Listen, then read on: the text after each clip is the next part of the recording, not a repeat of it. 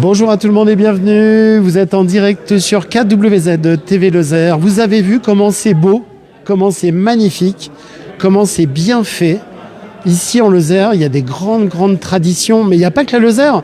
Parce qu'il me semble qu'il y a un millier d'artisans lausiers, on dit, pour à peu près 500 entreprises en France. Et je crois même qu'il y a bien plus que la Lozère, une cinquantaine de départements qui justement utilisent les toits de Lozes. Bonjour, bonsoir. Déjà, félicitations, parce qu'il me semble qu'il y a un heureux événement qui est arrivé, qui est officiellement annoncé. Donc, félicitations. Quelle est cette opération? Qu'est-ce qui se passe aujourd'hui? Je crois qu'il y a une formation qualifiante et ça, c'est génial. Aujourd'hui, c'est vraiment un grand jour. C'est l'aboutissement de plusieurs années de travail pour créer donc ce certificat de qualification professionnelle, CQP, Lausier couvreur, donc le premier en France. Et il se passe en Lozère, grâce à l'intervention de toutes les chevilles ouvrières. Et donc ce diplôme vient d'être homologué très récemment. Et donc là, ça y est, les formations débutent. Et donc on a trouvé ce local. Et aujourd'hui, c'est l'inauguration du local. C'est vraiment le top départ de cette formation innovante. Alors formation tout de suite, là il y a un premier entre guillemets G qui va se dérouler quasiment dès maintenant. Je crois qu'on peut encore s'inscrire, il me semble qu'il reste quelques places de disponibles, c'est ça? Alors là, on va demander aux spécialistes. Donc formation qualifiante et ensuite ça démarrera, il y en aura une par an ou deux par an, c'est ça hein? C'est ce qui est prévu et puis après au fil des années, si le besoin augmente, je ne sais pas, on s'adaptera. De toute façon, c'est l'avantage d'avoir monté cette formation ici en Lozère avec les acteurs qui sont la Fédération du bâtiment, les ALC, nos précieuses ALC, la Chambre de métier, où les gens se connaissent et sont capables d'être très réactifs et de coller au plus près du besoin quand celui-ci évolue. Donc je ne suis pas inquiète et j'espère qu'effectivement, s'il y a énormément de demandes, ça sera que mieux. Hein. Tout à fait, mais il y a une demande en plus, j'imagine. Hein. Tout à fait, il y avait une demande et une nécessité sur ces savoir-faire parfaitement empiriques et qui ne disposaient pas d'écrit, qui ne disposaient pas de référence.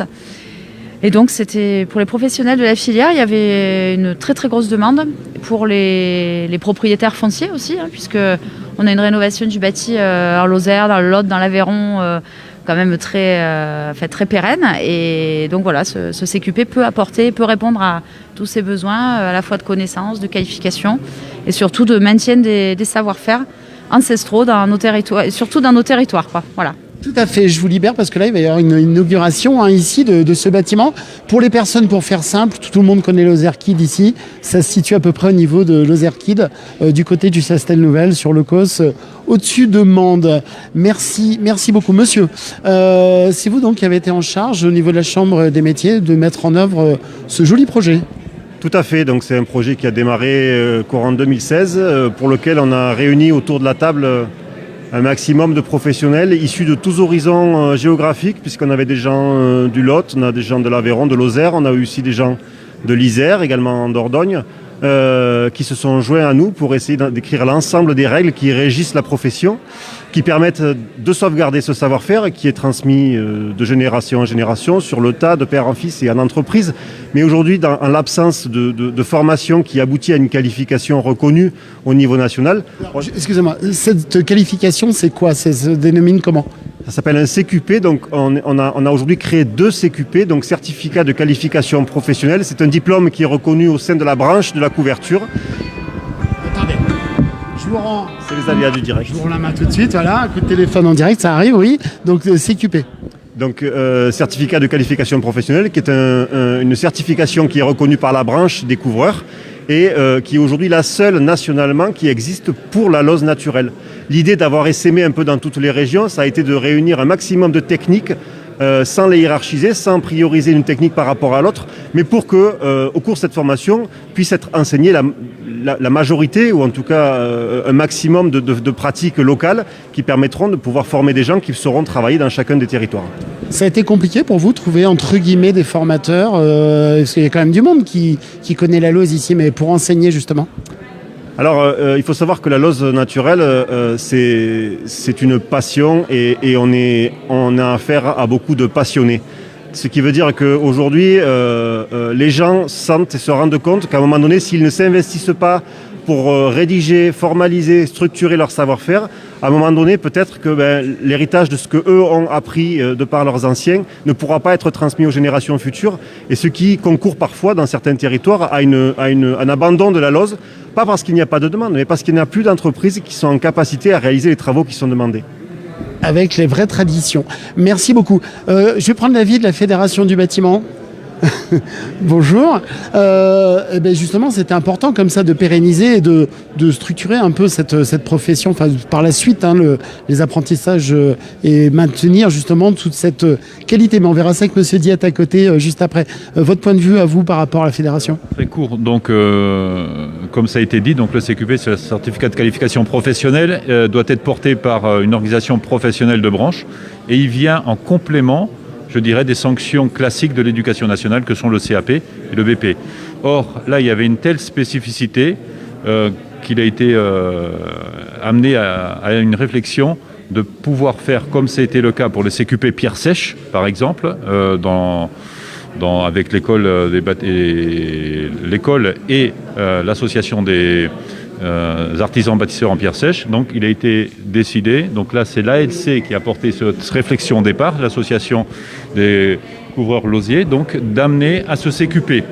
Voilà, et ce CQP, encore une fois, donc on le porte et on a travaillé avec eux, sachant que le travail essentiel a quand même été fait sur Berne. Et puis après, donc Nicolas Diette, avec bien entendu tous les professionnels et qui étaient d'un secteur assez large. Mais ça, je ne peux pas en dire plus parce que c'est à eux de le présenter, puisque c'est eux qui ont animé cette action. Tout à fait. Merci monsieur. Alors messieurs, monsieur Diette, on s'était contacté déjà plusieurs fois. On arrive enfin à se croiser. C'est extraordinaire comme ça d'arriver à monter cette formation. Vous pensez que ça aura un vrai succès ? J'ai aucun doute là-dessus, moi de mon côté. Mais je n'ai aucun doute non plus.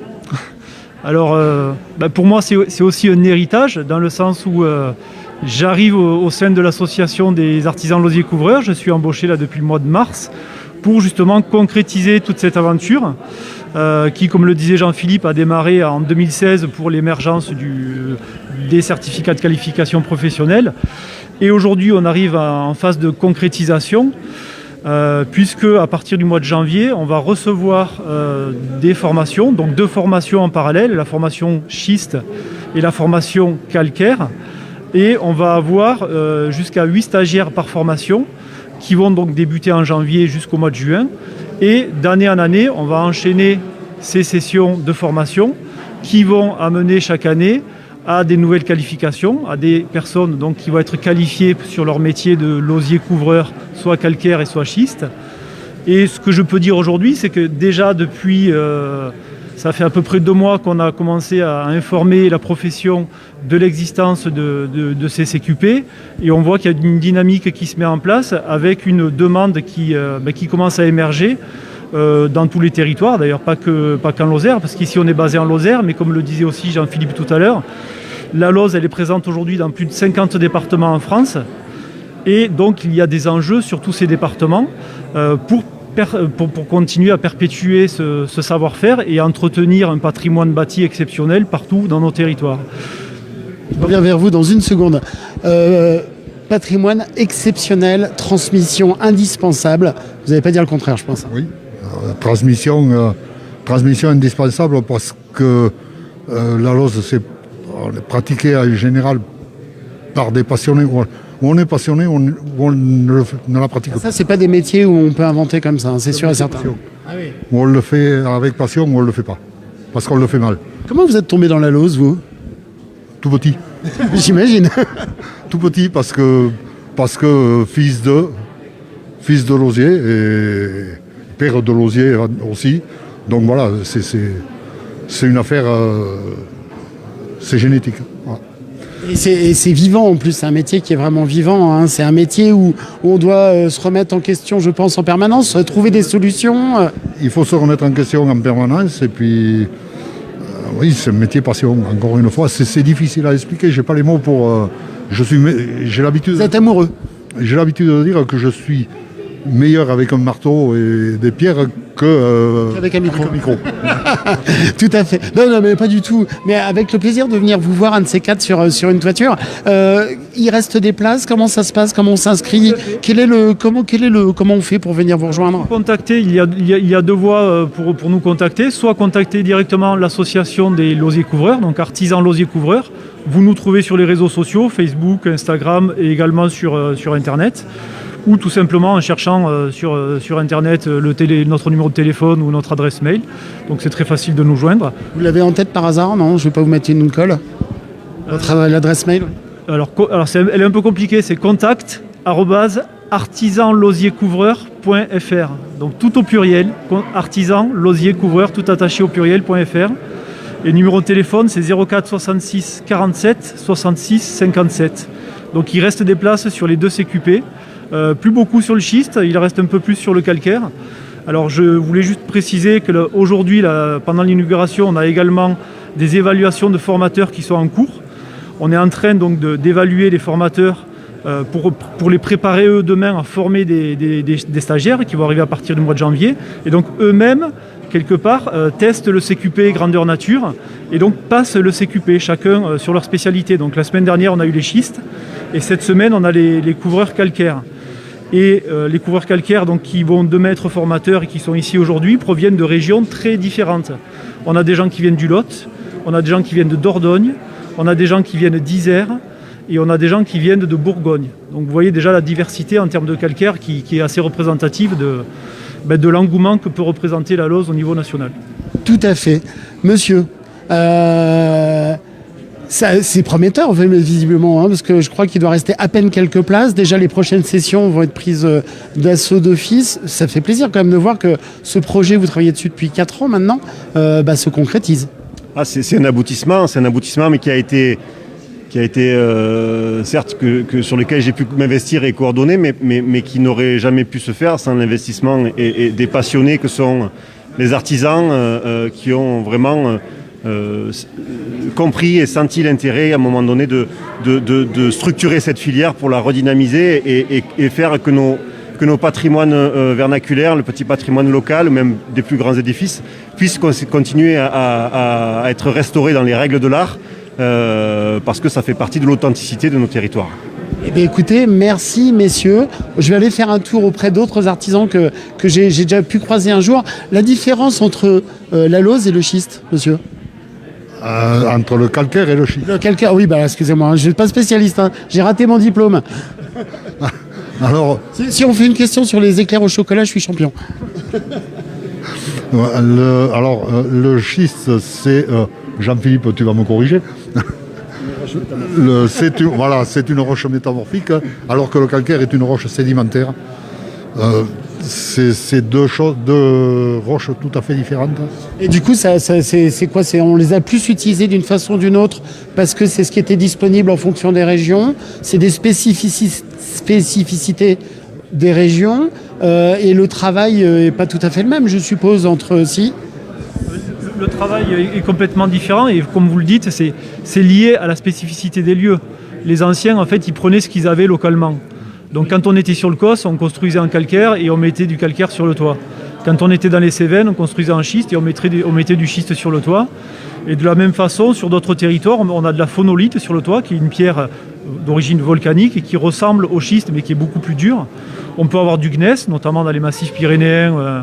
Vous avez perdu là, vous avez plein de mots nouveaux. Hein. et donc en fait, la Lose finalement, on retrouve le mot Lose à travers différents minéraux, à travers différents matériaux. Et c'est ce qui fait aussi sa richesse. Et donc il y a une différence aussi après en termes de taille, en termes d'architecture, et finalement chaque territoire amène son identité sur la taille de la Lose, et on peut avoir de la Lose de schiste qui est taillée différemment d'un territoire à un autre aussi. Il faut dire aussi que la différence se fait aussi sur les épaisseurs. Une Lose calcaire est toujours beaucoup plus épaisse qu'une Lose de schiste. Je ne vais pas vous demander pourquoi, mais c'est une question de résistance. C'est plus compliqué parce que il faudrait une formation de géologue pour vous l'expliquer. Mais la calcification s'est faite, la stratification s'est faite au fur et à mesure du mouvement des océans qui recouvrait la Terre au moment de la formation, alors que le schiste s'est fait au moment des remontées du sol. Voilà. D'accord, c'est un peu rien à voir, hein, je compare pas, mais c'est comme le granit et d'autres. Il y en a certaines qui viennent de la construction, de la fusion, de la fission, je sais pas quoi, au moment où tout s'est créé, et puis d'autres au moment où ça s'est accumulé, on va dire. C'est important quand même, et puis je vais vous libérer. Vous avez une inauguration, c'est génial, moi je trouve, d'avoir des vrais professionnels reconnus en tant que tels, et puis en plus un beau toit en schiste, en lauze, en calcaire, comme vous voulez. Si c'est bien fait, c'est minimum 50 ans, je crois. Hein. Voire plus, hein, je veux dire. Le problème, c'est souvent quelques infiltrations qui abîment les charpentes, mais la pierre en elle-même, d'ailleurs, on réutilise l'essentiel de la pierre à la nouvelle constitution de la toiture. Voilà. Et ça c'est important, mais comme on l'a dit, ce qui est très important, c'est maintenir dans nos territoires une qualité exceptionnelle et une diversité de technicité, et notamment tout le patrimoine vernaculaire. Et ça, c'est important parce que c'est quelque chose qui, aussi pour la Lozère, au-delà de la formation qui, comme l'a dit Nicolas, va intéresser beaucoup de départements en France, ce qui est important, c'est aussi des techniques ancestrales qui vont pouvoir perdurer et surtout reprendre un coup de jeune auprès peut-être de certains départements. Et je pense notamment au Cantal, où il y a quasiment plus de couvreurs spécialisés en la matière. Et donc là, ça permet aussi peut-être de redémarrer des filières dans d'autres départements. Parce que la Lozère est quand même bien, je dirais... c'est son terrain de jeu à la Lozère. Terrain de jeu, je dirais, voilà. Donc on a beaucoup de professionnels, comme on l'a dit, quels que soient les OP d'ailleurs, hein, c'est pas le problème d'OP, c'est quelque chose de générique et c'est quelque chose de passionnel. Tout à fait. Est-ce que la Loze peut intéresser les femmes? J'imagine que oui. Il y a des comment on dit, des losières. Alors, dans le groupe de travail, non, il n'y avait pas de losières, mais elles sont les bienvenues et dès lors que c'est un métier de passionné, ça peut concerner autant que des hommes que des femmes. Eh bien, écoutez, merci à vous. Merci beaucoup. Si vous êtes d'accord, on a déjà fait sur KWZ plusieurs sujets sur ce magnifique métier. Effectivement, vous avez raison, comme vous le disiez, rien ne se perd, tout se transforme. La grosse lose devient une plus petite lose par la suite. Et puis, c'est retaillé, c'est vraiment passionnant. Et puis, je pense qu'il faut la sentir, cette lose. Il faut la vivre. Elle a une vibration, j'imagine. Donc, si vous êtes d'accord, on viendra vous revoir sur le terrain. Et puis, on verra ça sur une charpente, pourquoi pas. Hein? Tout à fait, avec grand plaisir. Avec plaisir partagé. Merci messieurs, merci de nous avoir accordé ce temps assez long. Voilà, donc on est en direct ici.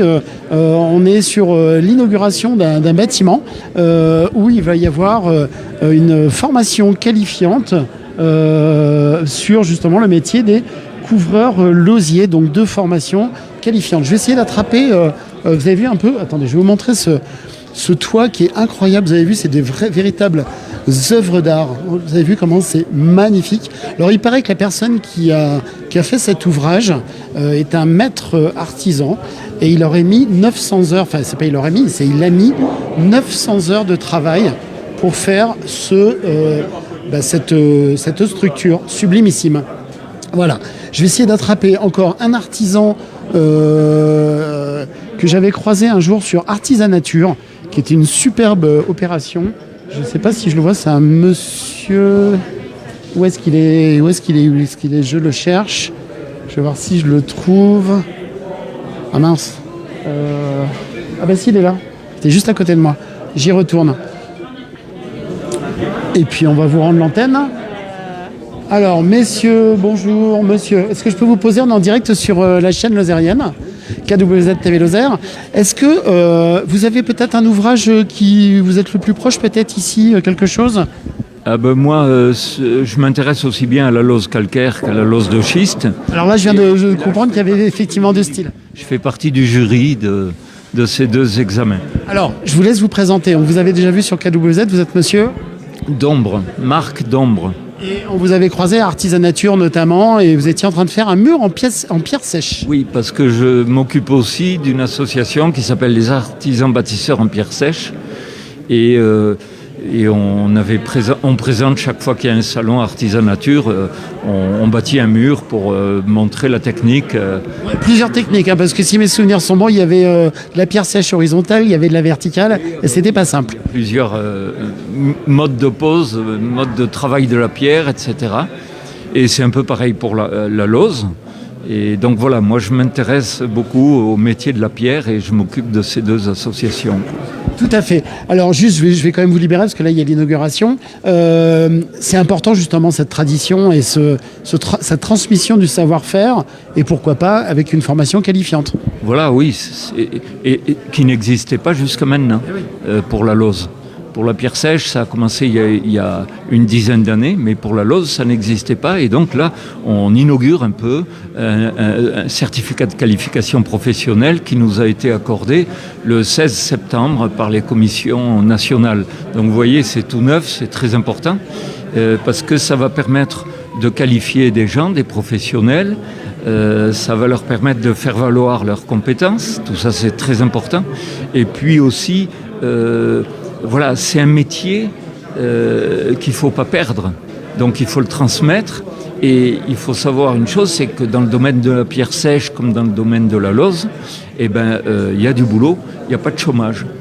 Ça, c'est très bien. Puis alors, regardez cette œuvre magnifique. Hein, c'est l'œuvre d'un compagnon couvreur qui a réalisé cette espèce de chef-d'œuvre en lose de schiste. Voilà, c'est une torsade, c'est un clocher torsadé, quoi. Et c'est fabuleux comme travail, quoi. Ah, ça a l'air. Hein. J'ai cru entendre que c'était 900 heures de travail pour l'exécution de cette œuvre, absolument. Et là, on dit vraiment une œuvre. Hein. Oui, c'est une œuvre. C'est un chef-d'œuvre même. Un chef-d'œuvre. Merci beaucoup. Eh bien, écoutez, à très bientôt. J'espère revenir vous voir sur un chantier. À bientôt. Merci. À bientôt. Merci beaucoup. Au revoir, merci à vous. Alors voilà, donc on était en direct, hein, je vais vous rendre l'antenne. Donc c'est ici, vous voyez au-dessus de Mende, il y a l'Ozerkid sur le Chastel-Nouvel là au-dessus, sur toute la zone, et c'est vraiment extraordinaire. Donc c'est ce nouveau lieu ici d'apprentissage sur un métier, des métiers d'artisans, mais très pointus, mais qui sont des métiers passion, comme ils le disent tous ici. Les heures ne comptent pas. Et c'est vraiment la passion et la transmission du savoir. Et puis voilà, nous, on est vraiment ravis de pouvoir accompagner comme ça et vous présenter un petit peu tous ces professionnels qui font un travail vraiment extraordinaire. Et c'est vrai que si la Lozère a ce visage aussi, c'est grâce à ces artisans. On a nos paysans qui nous modélisent nos campagnes et nos paysages, et bien sûr nos artisans losiers, que ce soit même les murs en pierre sèche comme disait monsieur, etc. Et moi je trouve ça vraiment fantastique. J'essaie de me faufiler au milieu des pierres pour m'approcher d'autres professionnels. Et puis je vais vous rendre l'antenne, hein, tout simplement comme ça, sur ces images fort agréables ici. Voilà, on a passé une très bonne journée tous ensemble sur KWZ TV Lozère. Retrouvez les divers reportages, que ce soit depuis le Maroc. Il y en a un qui arrive ou qui est arrivé, je ne sais plus. On a eu ce matin une présentation de la liste des candidats aux élections pour la CCI de la Lozère. Et puis ce soir, les artisans losiers. Et puis d'autres choses, dont de la musique et plein d'autres événements positifs. Voilà, écoutez, passez une très très belle soirée. Donc je vous rappelle ici une première en France, hein, c'est une première en France de formation qualifiante pour les couvreurs losiers. Voilà, et puis c'est un métier qui est pas du tout en voie de disparition, voilà, et qui est utilisé dans plus de 50 départements. La Lose est utilisée dans plus de 50 départements. Le discours démarre, je vais vous rendre l'antenne, je vous souhaite une très très belle soirée, et je vous dis à très bientôt sur votre chaîne KWZ TV Lozère.